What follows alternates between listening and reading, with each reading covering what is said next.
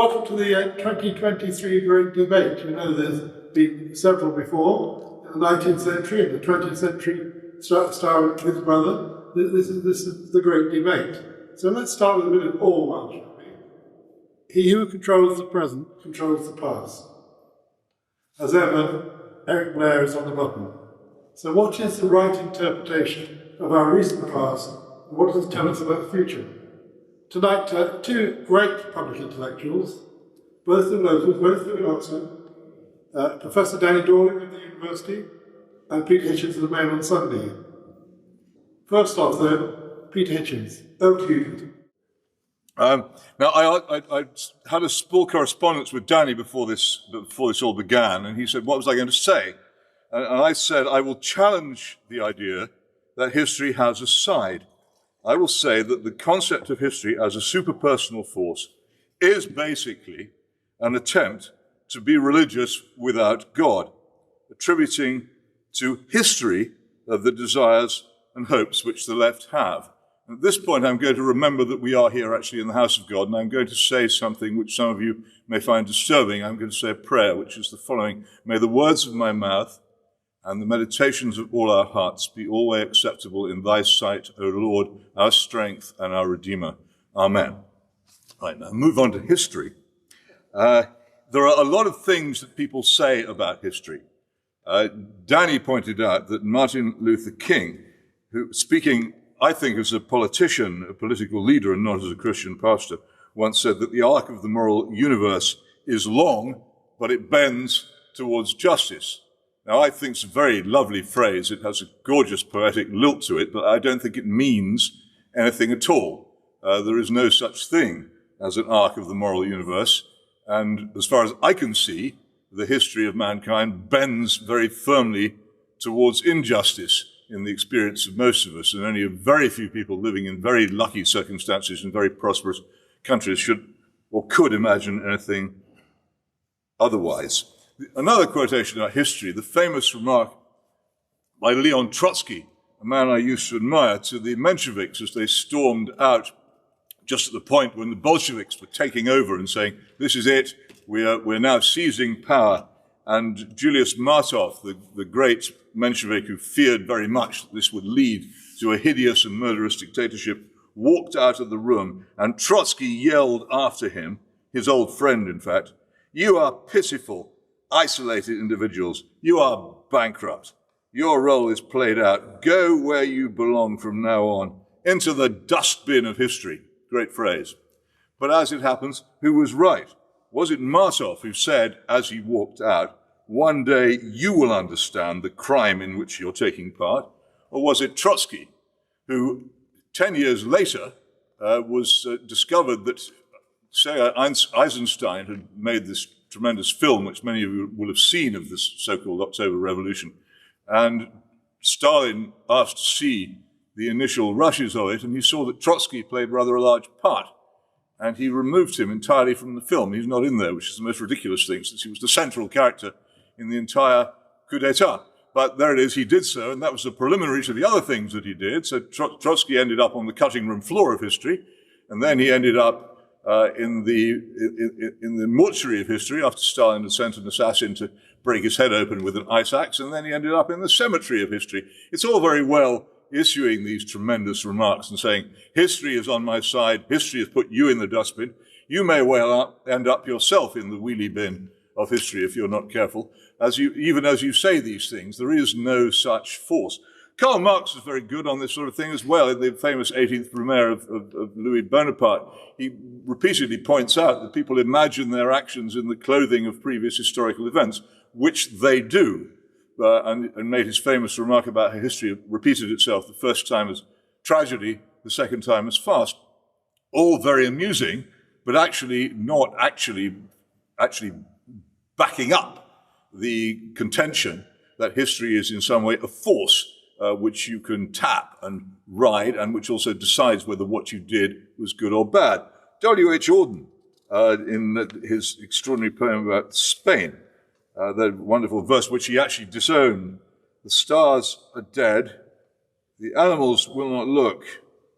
We are left alone with our day, and the time is short. And history, to the defeated, may say, alas, but cannot help or pardon.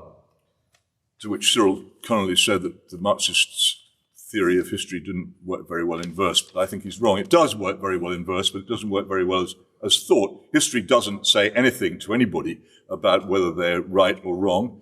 It can't even say alas. History can't say anything at all. It merely records that which we do.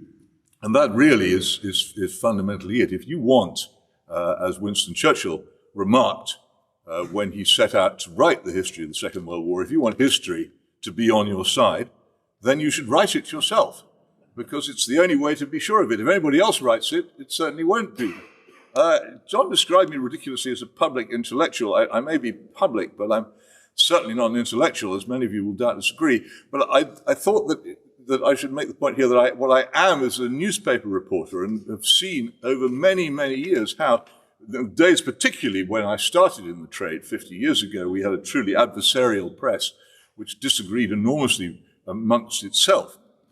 You could be at an event, and the following day you could read the accounts of your rivals on the other newspapers, which are wholly different from what you'd written, just as yours was different from theirs. And you knew perfectly well what forces had been involved in that. And I remember one particular occasion, which must be 1996, when a certain Blair person was becoming prominent in politics, and a lot of political writers on conservative newspapers thought that he was a terrible person, and they would write about him, as they had always written about Labour Party leaders, as if he was a terrible person and a ludicrous prolix speaker. And I won't name the very prominent political editor who's still around in Fleet Street, who submitted to his news desk a long story about the speech made by Mr. Blair at a Labour Party conference in Brighton, I think in 1996, mocking and laughing and taking the whole thing to pieces, and then got a phone call halfway through the evening saying, "Terribly sorry, X, but this won't do. The paper's in favour of Blair now. You'll have to write a different report of the same speech," which he then did. On that note, I think I'll leave my opening remarks and hand over to my opponent. Danny Dorling. Thank you ever so much. I wasn't expecting Peter to begin with a quotation from Boney M. and By the Rivers of Babylon. But if you look at the lyrics of that song, if you're my age, you'll remember it. It is about the arc of history getting better, about becoming free, about not being slaves anymore. The arc of history isn't about a preordained, God-given better future. It's about people winning their own freedom through their own actions, and people being fundamentally good, and many, many things getting better. But what I thought I'd do, and you can see how badly I prepare from this, is an email appeared yesterday in my inbox from my friend Matt Goodwin, who's a professor of politics at the University of Kent. I can say he's my friend because I appear on his Wikipedia page. Matt now has 18,500 followers in 137 countries and regularly says these things. And I'm reading it out partly to show that Peter, in some of his views, is not alone. And that this is a narrative. Things won't necessarily get better. Lots of things go to hell in a handcart. And people like me are in some way fantasists to believe that in general they're getting better. So here is Matt Goodwin's Substack from yesterday, publicly available. One of the most popular narratives among radical progressives goes like this. The arc of history bends only in their direction. Social trends are moving their way. It is only a matter of time until their cultural and political revolution is complete. You hear this narrative time and time again, wherever radical progressives who make up 15 to 20% of Britain's population congregate. Can you put your hand up if you're a radical progressive? No, we're not. 15, it's wrong. That's only 2 or 3%, even in Jericho. Where are the radical progressives? Anyway, let's carry on. On social media, in the universities and the cultural institutions and the creative industries where John has come from, they routinely talk as though they represent the future while everybody else represents the past. But is this really true? Matt Goodwin continues, as I've often pointed out, while Britain is certainly becoming more liberal in some areas of our national life, such as our growing support for things like same-sex marriage and premarital tax, in many other areas, like immigration and crime, we remain an instinctively conservative nation. Now, I had to look up premarital tax because I hadn't heard of premarital tax before, but it's apparently a marriage allowance allows you to transfer 1,260 of your tax allowance to your husband or wife, reducing their tax liability by 252. So then I was happy. I do suspect that when Matt wrote premarital tax, he did a typo. Though there's not too much more of it, don't worry. Though you don't hear it from progressive academics, think tankers and pollsters who often present themselves as the arbiters of what people really think, in many areas, most voters routinely favour order and stability over constant churn and change. They want, for example, to lower immigration, toughen up on crime, strengthen Britain's borders, uphold morality, and respect British history. Indeed, one of the reasons I started this platform was because of how utterly sick and tired I was of this lopsided conversation and the need to give voice to people who represent the majority but are led into thinking they represent a minority. So that's me making sure that Matt's voice isn't in a minority and is heard. I sometimes wonder whether Matt worked out as, this was a very good career move as a social scientist to go that way, but I do think he actually believes these things. And there are people, we can look at polls, and we can look at them internationally, for whom the breaking down of the moral order is very high in their list of things they most worry about. But they aren't in the majority in any of these polls. Matt actually commissions his own polls and picks questions that kind of really urge people to be like this. But most people are not terribly worried about the behaviour and personal behaviours of others. They don't think that a particular order should be put on. They're very willing to live and let live. They're very kind. A majority, when we measure this in various ways, and that is where we get into the disagreements, are pro-social. A minority are exceedingly selfish. My back of the envelope explanation about why different countries in Europe are now going on such different trajectories in terms of why their health is so much better in, almost all the rest of Europe than us, why their education system is better in almost all the rest of Europe to us, why the housing is better, why the homelessness is less, why the prisons are less full, why the Germans have refused to transfer a prisoner to us because our jails are substandard, why our babies die at a rate that is higher than every other country in Europe apart from 5 in Eastern Europe, why the poorest fifth of people in Britain are now poorer than the majority of the poorest fifth in Eastern Europe, why things are so bad, why you can think the arc of history isn't going too well here, is that we have allowed the selfish to be at the top. They're always there, but in those countries where the selfish and greedy and self-interested and narrow-minded people who really like order are better controlled, the arc of history bends much faster and in a better way. I can quote you, and I probably will later, endless statistics about things that have got better. My favourite is Finland around the year 2015, when it achieved the lowest infant mortality rate that the world had ever known, that the human species had ever experienced. That really matters. The smallest number of grieving parents ever. That was once us. In this city, the first baby incubators in the 1960s, we had the lowest infant mortality rate. Whether the arc of history bends faster down towards you depends on what you do.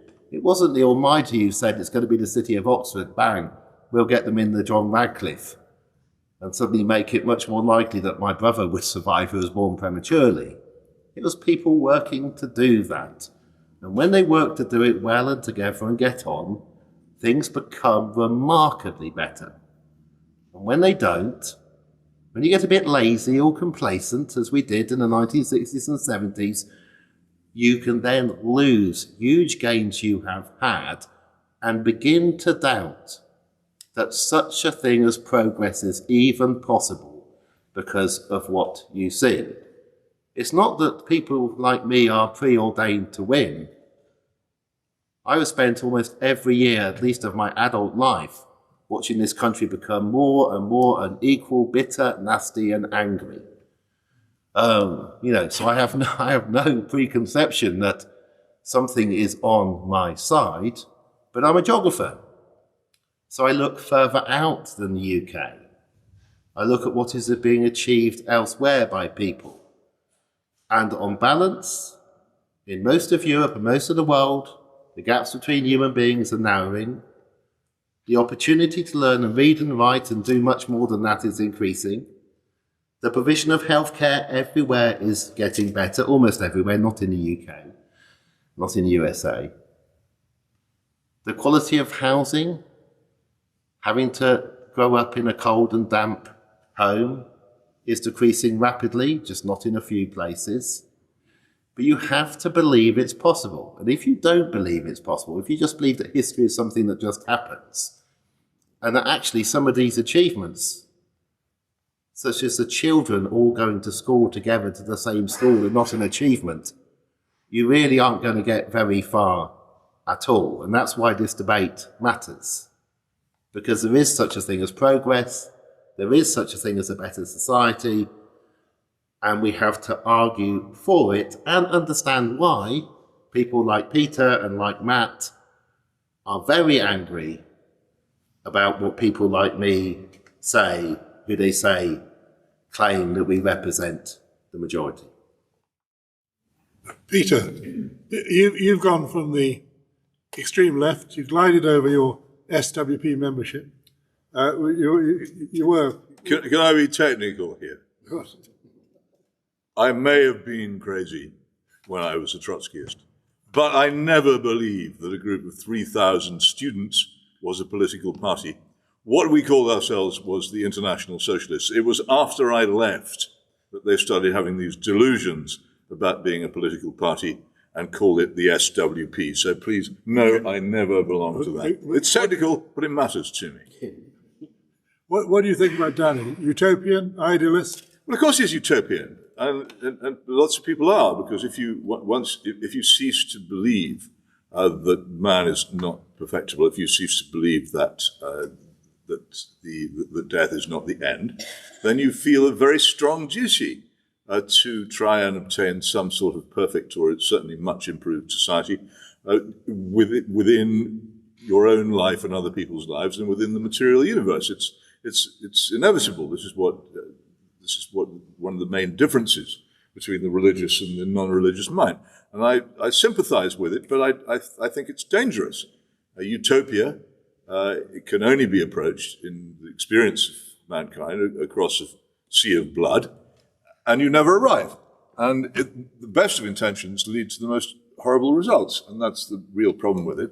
And in the past, and I think the left have learned a great deal from the disasters of the 20th century. They learned from the fact that Bolsheviks failed.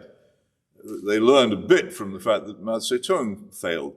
And they've reordered themselves, and they now proceed along the lines of cultural and moral and sexual revolution. And the great changes in this country and in this city that I've seen in my years have been about that, particularly about the married family, which used to be the completely dominant social institution of British society, and has now been almost entirely abolished in reality. And this has been an enormous change, and an attempt has been made to replace the family. And a lot of people find families constraining and claustrophobic and in other ways unpleasant, and I understand that. But the attempt has been made to replace it with the state, and the state can't do the job. And it fails to do the job. And it's also been very expensive failing. I think Danny also said something about all children going to the same sort of schools. Again, when I first came to Oxford, there there were selective state schools in Oxford, one of which was Littlemore Grammar School, which is now, I think, called the Oxford Academy. And the Littlemore Grammar School was a school for people in that part of Oxford who could pass an examination. They didn't have to be rich. And I know somebody who grew up, first of all, in a converted prisoner of war camp, and then in the rougher parts of Rose Hill, who went from that background to St Edmund Hall in Oxford, which is impossible, I have to say, somebody now living in that area who's by force of catchment area imposed entirely by class prejudice and money, is forced to go to the Oxford Academy. He's not going to get to St Edmund Hall. Whereas the Charwell School, when I first came to Oxford, was a secondary modern school, which is where you went if you didn't pass the 11+. Now it's a supposed comprehensive, but everybody in Oxford knows perfectly well that its catchment area of wealthy houses makes it by far the best state school in Oxford. And tough luck if you can't afford to move into its expensive catchment area. That's not progress from a socialist point of view at all. I could go through the whole catalogue of schools in Oxford and what happens to them and what they are now, but I can say without any fear of contradiction that privilege rules education in this city 100 times more than it did 60 years ago, thanks to the efforts of people who shared Danny's politics. I don't believe that they actually meant to do that. I very much hope they didn't, because it was a crazy thing to mean to do, but it is what they have achieved. Danny, selfish, defending the rich. You also buggered up your A-levels, didn't you, at the grammar school? I didn't go to grammar school. Let's not. If you want my personal educational history, I'm willing to give interviews at the end, but let's stay out of it until it's relevant. We could have a school knowledge off about Oxford, because we both have an obsession with the schools of Oxford, and particularly the history of them, because my college, St Peter's, stole part of the boys' school and the girls' school and the Wesleyan school. The story of education in Oxford really is the story of an expanding university taking the buildings and pushing the children further and further out. You began by saying you don't get to utopia without going over seas of blood. Thomas More wrote it about half a millennia ago. It's worth reading. It's about an island. It describes various things on this island. The description of housing is rather like the 1960s. We actually got utopia in terms of what was described in that original book where the word comes from. We didn't get it by seas of blood. We got it by a lot of effort and people saying, really, it doesn't make sense to have slum landlords. You need to do it differently. Differently to a point where the majority of you who were born in the 1940s or 1950s would have spent some time in your childhood, if you were representative of the UK, in a council house. If you ever hear somebody saying, I grew up in a council house, and that just makes you normal. And this was copied around the world, this idea that you didn't have to grow up in slums. 60 years ago. So 1943, 1950, that kind of time. Bit less, 1965 is when my mother began to teach in Littlemore Grammar School. And the deal in 1965 was if you were going to teach in Littlemore Grammar School, you didn't need qualifications, you just had the Oxford degree and a cloak. You had to wear your gown if you're teaching in the grammar school. You also had to teach in the secondary modern, because they knew that they were going to merge. The times were changing then. We had the county grammar, we had the boys' grammar, what is now Oxford Spires. We had the girls' grammar, which is now part of Oxford Brookes, as this continues of stealing the schools. And we had the techs, and we had one tech, and we had the secondary moderns, and you all knew your place. If you weren't doing that well on the morning of that exam, or if your parents couldn't help coach you about how to fill in the answers that would show that you were one of the golden children and you passed the 11+, you were off to secondary modern. If you had a brother or sister who passed or didn't pass, your family were split and divided. You had to work very hard to stay friends for the rest of your life. I would have absolutely failed the 11+. I was the last child in my class to read. I first read at the age of 8. And so this may be very personal about why I'm so glad it went. I was born in 1968. By the time I went to secondary school in this city, people were confused. They'd become comprehensive. This, of course, is just the state sector. Oxford's always had between a quarter and a third of children going private. But they were confused.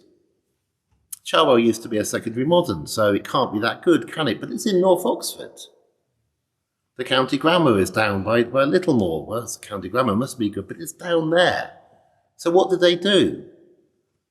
They sent their child to the nearest school because there was no point. So we went to the nearest schools. The school I went to, which is Cheney, has a motto, not in Latin but in English, which is think for yourself, act for others. I still contend it's the best motto of any school in the country. When I went, only a tiny number of us went to university. Now half the children from Cheney, an average comprehensive, go to university if they want. And the great thing about being a normal comprehensive is if you don't want to go, you don't have to go. It is exceedingly hard not to go to university from Cherwell. 20 children manage it out of the sixth form a year. More go to Cambridge than don't go to university. It's not a comprehensive. There were 2 schools on that site, the lower school, which is a comprehensive, but if you don't get 4 Bs and 4 Cs in your GCSEs, that's it, you're out. And so Cutteslowe and North Way, if you know your Oxford, are out at 16, and you have a selective school, which is using in effect the form of the 11 plus but age 16, which is why you get this terrible inequality, because we're using an 11 plus at age 16. Luckily, schools like Spires and Cheney and Matthew Arnold are not playing this game as much, but this city, which had these incredibly divided schools in the past because of the 11 plus, became more equitable as far as education was concerned, and then did become more and more riven apart, such that we have a school that often ranks in the bottom 25 of the whole of Europe within this city of education. And that is a tragedy, but it didn't occur because of people like me or people who I believe in as politicians. That dividing up of the schools began after 1979 and continued throughout the 1980s. And then by the early 90s, they decided to publish school league tables so that the small differences that there were then could be exacerbated. Catchment areas were policed more authoritarianly. House prices began to rise in the catchments of some areas and didn't rise so much in others. You'll see if you go around the schools of Oxford that in Cherwell they are often 40, 50 years old. If you go to the Oxford Academy, early 20s. Turnover is enormous. What a mess we made of our education. But it wasn't the people who ushered in a system of equality. It was those that allowed it to be dismantled so that selection is by house price. Right? And that is completely unnecessary. It doesn't happen in those countries that saw what we did in the 60s and took it to their own country and copied it, of which the premier example is Finland, where they used to have grammar schools. They came here to see our wonderful experiment, introduced it in Finland, and now still have by far the best educational results in the world. Children at 16 can speak 3 or 4 languages. At 18 it is 5 or 6. Their maths ability is unbelievable. Problem solving, confidence, literacy, and you don't have to worry which school your child goes to in Finland. And they haven't banned private schools. 1% are still private. They are often very cheap. But why would you send your child to a private school if the state system is that good? Now, we could have this again in Oxford. We could have a good education system in Oxford. You just have to not have these schools competing with each other, but cooperating. You need to be able to move the teachers between the sites, which requires a safe city. You need to be able to move the children between the sites, which requires being able to cycle around this city without fear of dying on that particular roundabout. And then what could you do with a diminished budget, which we have, and the budgets, of course, have come down and down and down for the state schools. One of the sites could have by far the best chemistry equipment in the city. But if you wanted, you could still send your boy to Dorling. When I was growing up, and I'll end on this, it made sense to send the boy to Dorling if you could, because the boy, if it was really important to you that the boy went to university, the boy was 20 times more likely to go to university if they went to Dorling rather than Cheney. So why would you take a punt if you're worried? Now, half the children from Cheney go to university. So what are you gaining for spending all that money? So they can meet each other in Manchester and ask where they grew up and say, oh, did you do that? I never met you. Why is it I never met you and we grew up in the same city? It isn't the leftists who created this. It is those who believed in letting tall poppies grow high and that there are inherent differences that have created as a system whereby when we test at age 24, we are at the bottom of the European League table for maths, for literacy and so on. If I was to give you now an O-level maths exam, or for those who are younger, a GCSE maths exam, you wouldn't do very well at it. Because for decades we have been taught subjects to try to get that C for most people, so I'm old language, I'm not going to do the numbers, 5 or 6, or an A for those with posher parents on the day. We don't teach to learn, we teach to pass hurdles, because we failed in the 1960s and 70s to actually bring in a decent education system which other countries have copied and shows works. There is only one other country in the world that spends more money on private education than us, and that's Chile. We are a mess, but that doesn't mean we couldn't get better. Talk quite long, Danny. There we are, it's like question time. He blames Thatcher. Is he right? Thatcher and Kenneth Bacon. Oh, well, they were terrible. I'm not disagreeing with him about that. I'm not a Tory. And so it's no good trying to hang the Tories around my neck in this argument. Almost everything Danny's just said is wrong, but I haven't got time to deconstruct it all here. I just recommend you all to read an excellent, brief, pungent, cogent, fact-filled book about the Written by you? Written by me, as you rightly spotted, about the destruction of state education in this country, called A Revolution Betrayed, which is available at almost no leading bookshops. There's a man who's... You can't go, there you are, you see. There are already people hurrying to buy it. It won't take you long to read, and it won't take you long to read, Danny. When you've read it, you'll know that everything you said was wrong. So one small thing, Finland is not the paradise portrayed. It has exactly the same catchment area problems as any country with comprehensive education. People are selected for schools on the basis of where they live, and therefore on the basis of wealth. And we have severely selective schools in this country on the same basis. If you want to seek comparisons, the German-speaking countries on the continent still retain selection by ability, and it's very successful. And they are, by and large, the most economically successful and the least class-prejudiced and divided countries in Europe. And that's because they didn't chuck away their education systems in an egalitarian frenzy in the 1960s. One small point here, there are a couple of schools in this city which a lot of people pay huge sums of money to send their children to, the Magdalen College School and Oxford High School for girls. Until 1965, any child at any primary school in Oxford could get into those schools by passing an exam, no fees, no nothing.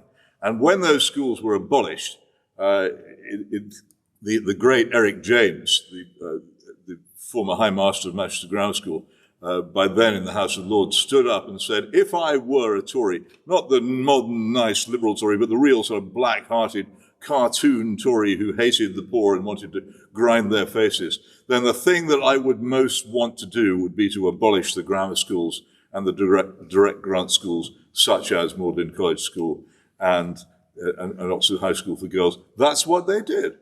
And there isn't any question about the outcome of it. It's simply the case that if you come from a poor home now, the chances of getting a decent state education or a decent education at all are minimal in this country. And this wasn't the case, and it became the case because of a deliberate policy followed by the Labour Party and then given into by the Tories, who didn't care about the education of the poor either. Let me advertise a book as well. With a 22, 23-year-old Anika Coljonan, I wrote a book called Fintopia. Anika's more able than me. She can write better English than me. She's much more strict about the stats than me. She may be 23, but of course, she's Finnish. The largest graph in that book is about the variation between school outcomes, how well you do depending on which school you go to. It has about 45 countries. We're very bad. It's not about you, it's your school. You may think you worked hard, but there are schools in which you cannot get a B at A-level. It's possible to get any child an A star. They won't know the subject. They know how to get an A star. Of those 45 countries, at the very bottom, for the lowest variation between school outcome is Finland. So yes, there are some expensive areas in Helsinki. And yes, to the far north, it costs almost nothing to get a house because it's the far north of Finland. But the difference in how well children do is minimal. The school doesn't matter. So it isn't just the same. But I'm the weird child who couldn't read at 8 but could do the maths. And one of our problems in Britain is our ability to look at basic numbers about inequalities and go, something went wrong. The work on grammar schools, what nobody has studied enough, and the poor boys, often boys, there are far more boys' grammar schools than girls. So of course the 11 plus was made harder for girls, you had to get a higher mark. The poor boys who just passed on the day, who probably shouldn't have passed, and then spend the rest of their education from 11 onwards being at the bottom of the class and having to compete with these slightly nerdy, weird kids who do their homework with the posher parents. It's the posher parents who get their kids into the grammar school. It always was. It wasn't this meritocracy fantasy that Peter has. And his idea of paying, and this is the story of my grandparents. Mary Kershaw in Mirfield in Yorkshire, her father owned a small factory. So Mary could be paid to go to the grammar school, but they let in the token ones. So Eric Charlesworth got in on ability and didn't have to pay. And he was a pompous man. This is where I get most of my pomposity from. His first words to her were, "Mary Charlesworth, you're letting this school down." And he was incensed at about the age of 13 that the daughter of a small factory owner could get in, not on merit, because they could pay. And that was the system carried on later, which Peter thinks is so great, that a few of you would be picked from the suburbs and the estates to join those of the moneyed classes in those two schools, to show that we had some kind of meritocracy. And it's based on the belief that children come of three kinds: gold, silver, and bronze. A tiny number are gold. They are the children of the upper classes because they must be clever. How could they have become rich? But you want to find the other gold children and bring them in to become rulers. But the silver, you can kind of give them a foreman's job. You have a technical school for them.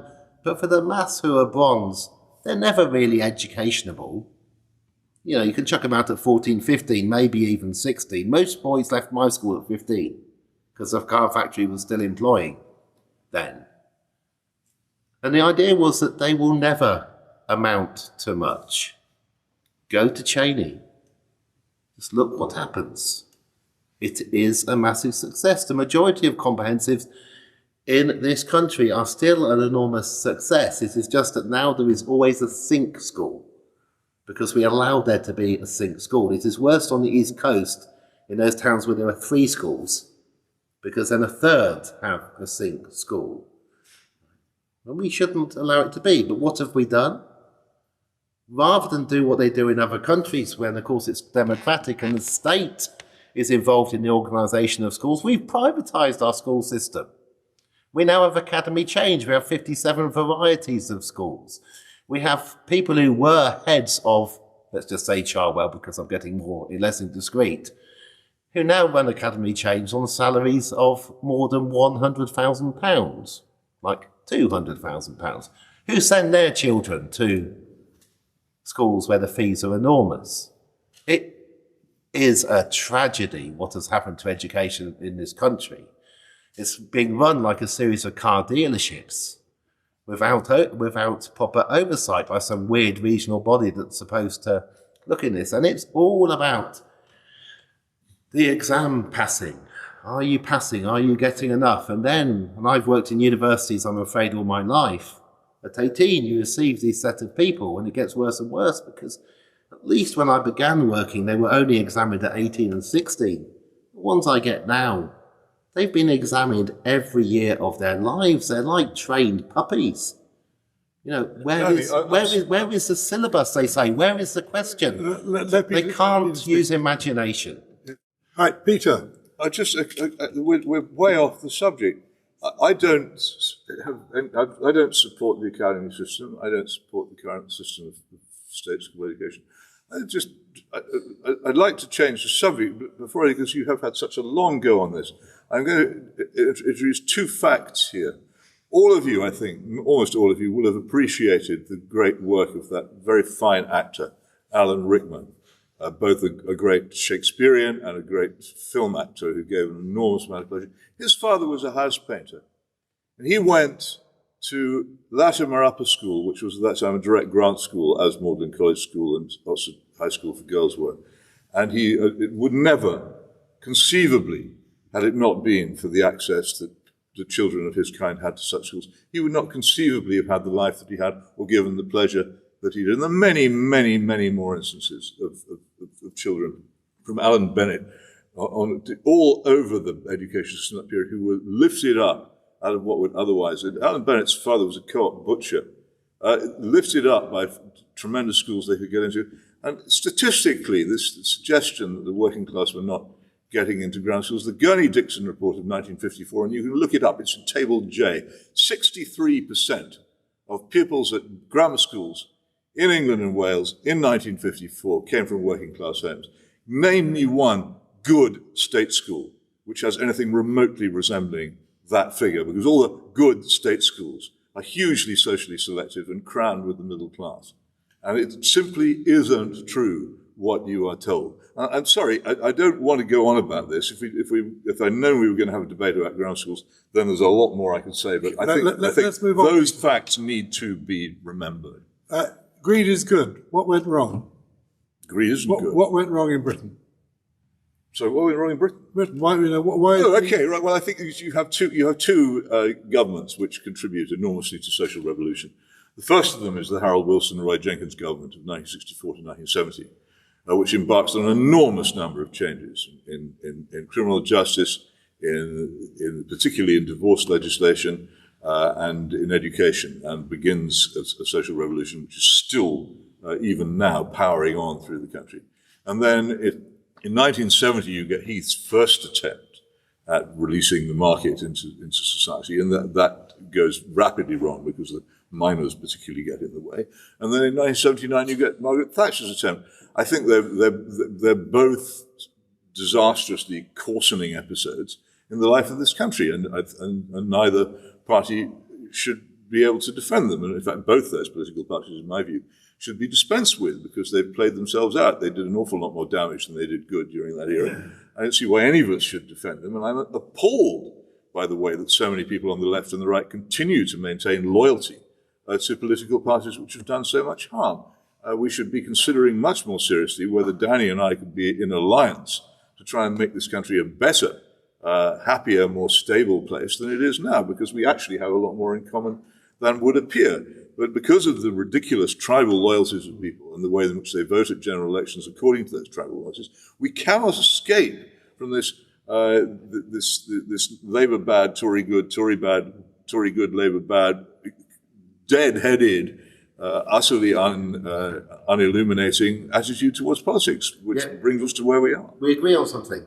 I know, we do know. I agree that both should be dispensed with. Most of Europe dispensed with this in 1918. There is an obvious way in which you dispense with having two such powerful large parties. It is a very simple thing. It is part of the arc of history. It is that you have a more democratic system, right?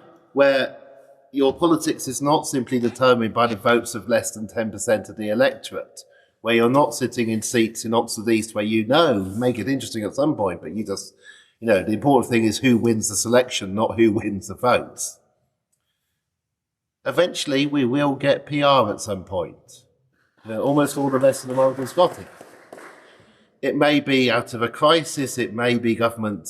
I can imagine Sunak and Starmer forming a government of national unity. I honestly can next year. We'll get PR, or I can imagine the Liberals getting enough of a backbone to actually refuse to be part of a coalition without a promise within 100 days we'll have it. The minute you have a PR of any form, you have 8 political parties. I can have my little left-wing party that, I might moan about them, but really, it'll be my little left-wing party, and I can't. There'll be another Social Democratic Party, a little bit too much to the right for me. There'll be some Conservatives who are really into morality and some other Conservatives who are really into economics and the free market, and there'll be another bunch of Conservatives into something completely new that they like, and hopefully they won't get any votes at all, but they'll have their party. We'll have 2 different Green parties. We'll have the kind of light Greens, and then the really back to sandals, and we all need to be tilling the soil Greens, and they don't have to argue in the Green Party anymore. Right? We'll have all kinds of parties, and they'll rise up and become bigger, and some will get smaller and die. And we'll be able to say that we sat in a church hall in Jericho and said we really need to get rid of these 2 large parties because it is obvious. It is not democratic. You simply switch over. And there are other things to do with the arc of history and democracy. There aren't many countries in the world where part of your legislature includes still people who are there because of who their father was, or there because they are bishops of the established church. I believe in progress partly because I live in Britain and there's so much to be had. I think I would find it difficult if I lived in one of those parts of the world which is so much further ahead. There are problems in Finland.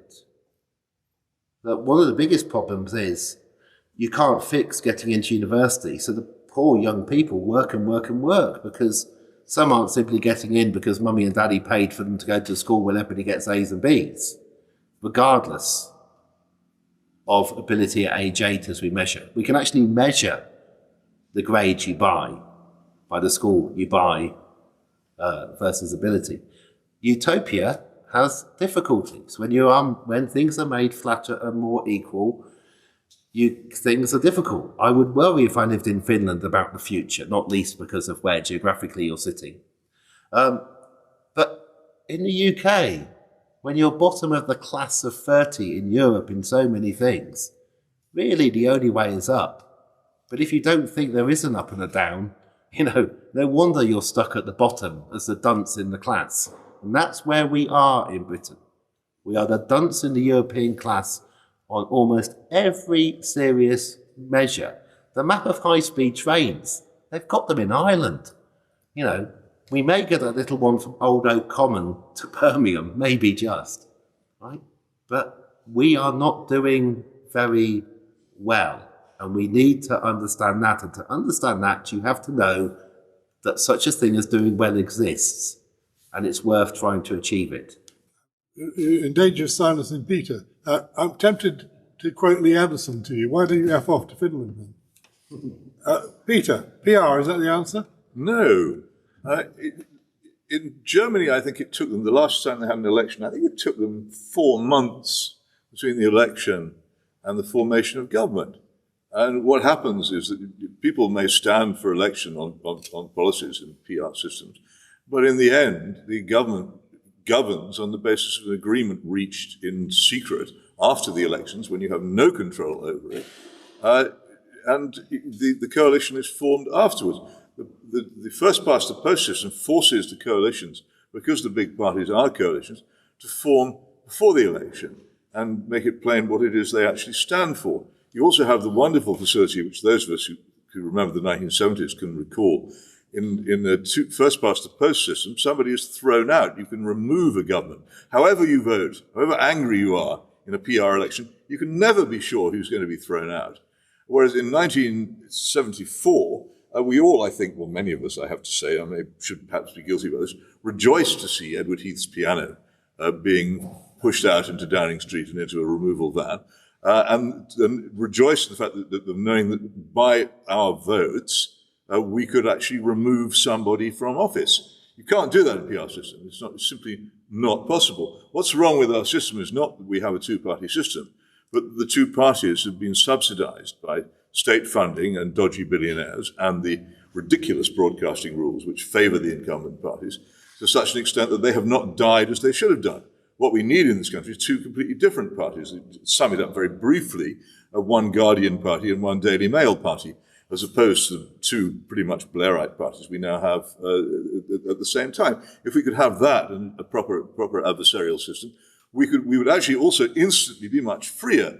Because if the two parties genuinely disagree with each other, then there is more freedom. Richard Neville of Oz said this in 1967, that there is an inch of difference, as there then was, between the Labour and the Conservative parties, but it is within that inch that we all live. Now that inch is closed, thanks to the Conservative Party becoming probably even more Blairite than the Labour Party. Now that inch is closed, there is no freedom. You will have noticed in our society how much less freedom of debate and freedom of speech there is. That is because we no longer have a proper adversarial parliament, which is a mainstay of our system and which has kept us free for centuries. And if you want to get it back, we need to get rid of the two existing parties and replace them with ones which more properly represent us.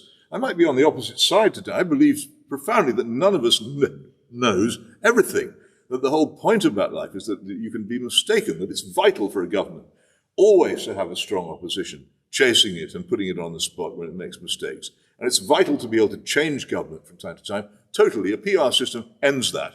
From then on, you just have lots and lots of little parties which you chuck into a hat and jiggle them about, and then they come out in whatever they feel like at the end of it. You have no control over it at all. I don't know why people believe that PR is any kind of solution to anything except the permanent employment of politicians. Now, you used to say in the IS that there was a cigarette paper between the Tories and Labour. Do you remember that? There was only a cigarette paper, the difference between them. I don't recall saying that, I have to say. We used to say when I was in the IS, we used to say vote Labour without illusions. I have to say I can't think of any other way to vote Labour anyway, but that was our slogan. Now, let me ask you a question. Are you comfortable with the Prime Minister, him and his wife are worth 720 million? I couldn't care less what they're worth. What I'm interested in, what they do. I'm not really terribly interested. If you have a rich Prime Minister, that's just as it happens. What I'm worried about is not what people are. I'm worried about what people do. And I think that is the most fundamental basis on which to judge people. I've got nothing against people being rich. Why should I? It's what they do with their wealth. And how they then behave that's important. Some people will be rich in a free society. There are many people who are rich who behave atrociously. My opinion on Mr. Sunak is not very high because I don't think he has much in the way of political ideas. I'm not a Tory. He's not, but to object to people simply because they have money is an absurdity. They're objecting to them because they haven't. Danny, are you comfortable with Sunak, 720 million, him and his wife? I think it's wonderful because we don't normally get this kind of scrutiny about a family like that. And also, to plug a second book, I wrote a book called Inequality in the 1%. And I used to find it really hard to explain what the 1% is, but they've made it really easy for me. Because, let me start, there are only 200 GP doctors in the 1%. They're the ones whose partner owns a pharmacy, and then together, because you're sending the patients to the pharmacy, you make more money. You are not implying that applies to the Prime Minister, are you? A normal GP cannot afford to send their son to the school the Prime Minister went, but they are at the bottom of the 1%. Sunak grew up precisely at the bottom of the 1%, and his wife grew up at the top. So I can tell you exactly who the 1% are and what enormous variation there is within the 1%. There's more variation of income and wealth in the 1% than the other 99. But our Prime Minister and his wife completely and perfectly define the 1%. And that's useful for you. But more seriously about it, it's in the open. If somehow they had managed to get Eric Pickles or somebody else to the top, a John Major again, and then they could do this thing about, oh, look, we are about lifting up the one child. Michael Gove, Nadine Dorris. And Nadine, if they'd managed to get Nadine or Michaela, and they could do this story despite the fact that they'd be surrounded by the children of millionaires in the cabinet, they could do it. It's more open with Sunak. You know who he worked for, what he believes. At least you know where you stand. So I've got no objection at all. He could do incredible things. He could, if he really wanted to have a chance of winning, and the things he did on the environment this week suggest he might. I don't agree with them, but they show he's trying to get some votes.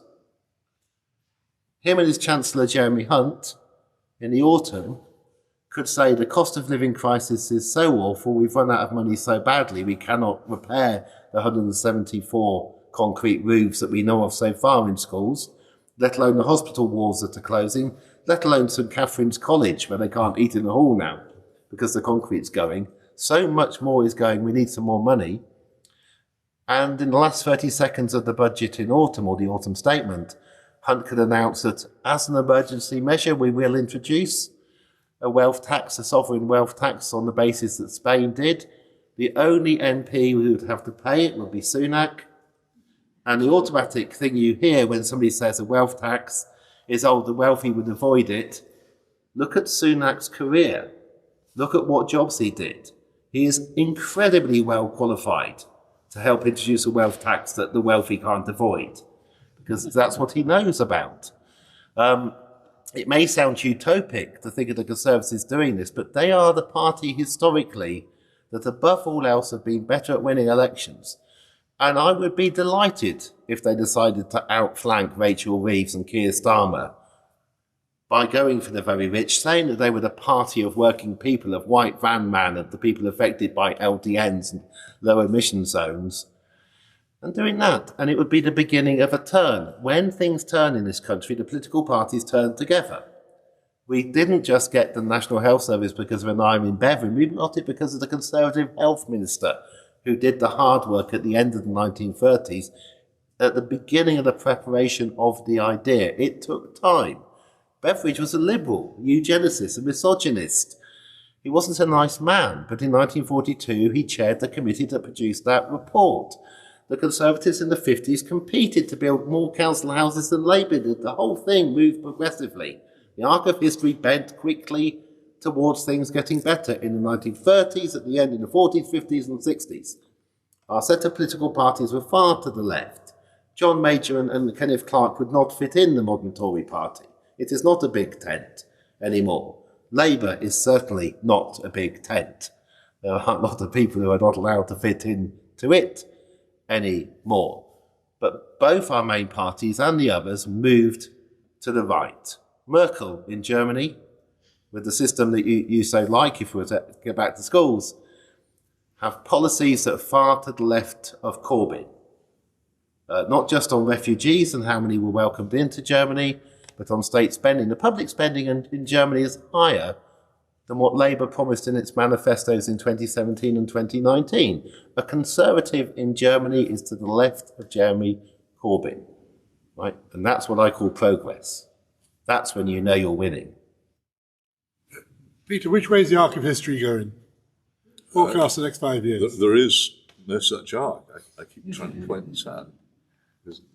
You don't believe in historicism? I don't know. There is no such process. We're all in our lives faced with fundamentally moral choices about how we shall live, what we shall do, what we shall think. These extend to politics and what we then choose to do and to support and to try to make happen. And most people do it for honourable reasons, but many of these things fail, things go wrong, and then in the middle of it, you might think that you're making some progress, and then somebody starts a war.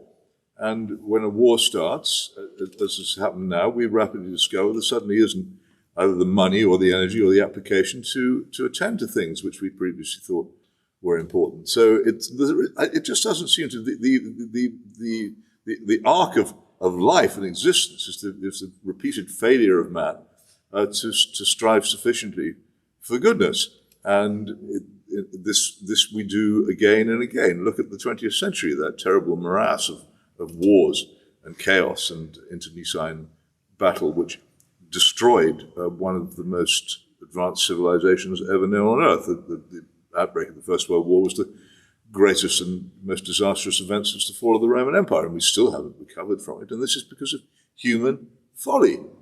And as for history, and again, what is it? Who is it? If you ask Danny what happened this evening, he'd have a completely different idea from the account that I would give. And I was rereading the other day Barbara Tuchman's wonderful book on the outbreak of the First World War, The Guns of August.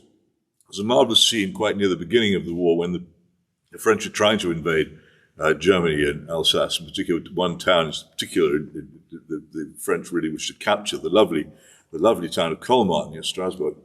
And one of the great French generals is sitting late at night in a cafe quite near the offices of the great French newspaper Le Temps. And he's sitting with a friend, and the silence falls because there are two journalists from Le Temps at the next table. And one of them is saying to the other, at this very minute, General Gallieni is marching into Colmar at the head of 40,000 men. And Gallieni turned to his dinner companion and said, that is how history is made. Nobody has any idea what's going on most of the time. They just don't know. When I watch, having had some experience of the Soviet Union and Russia, when I watch other people in my trade writing about Russia and Ukraine, I just want to lie down and gasp because of the drivel which emerges from their mouths and flows from their pens. They just haven't got a clue. So the idea that you can, out of this, could conjure some kind of arc of direction and purpose seems to me not just ludicrous, but hilarious. So I will continue to resist it.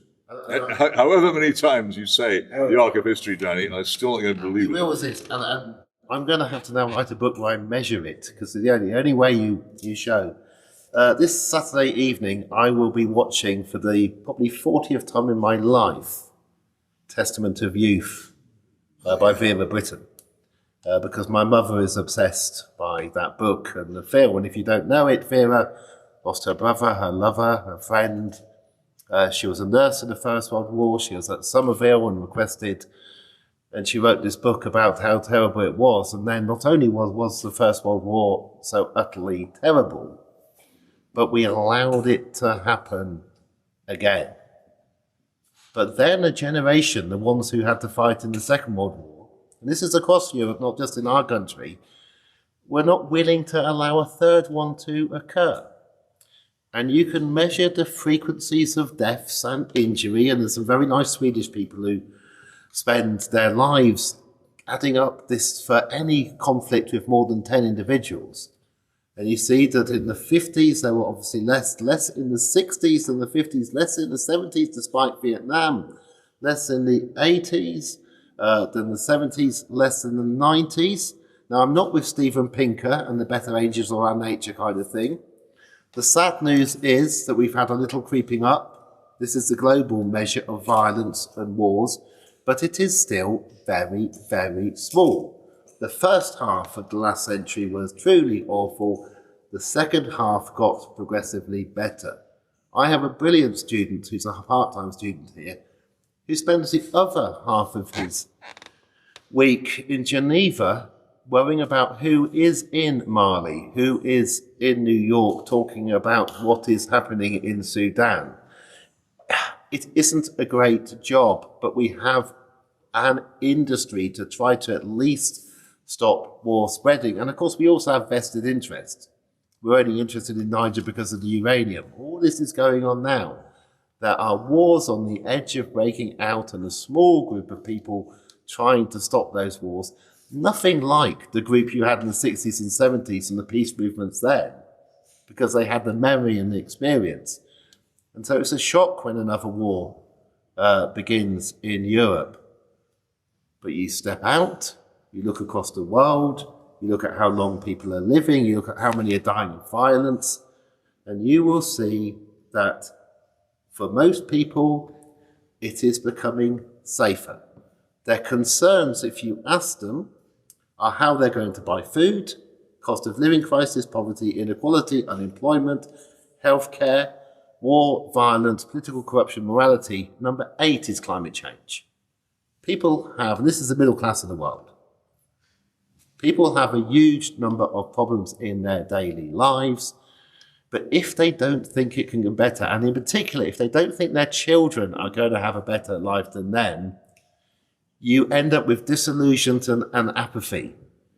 And when you have disillusionment and apathy, then that group of selfish people that are small can move in and take more and more. If you don't believe that progress is possible and almost always actually happens, you end up with messes like the United Kingdom today because of not believing that this. And I think we have this belief strongly in this country because we're not very good at confronting our history.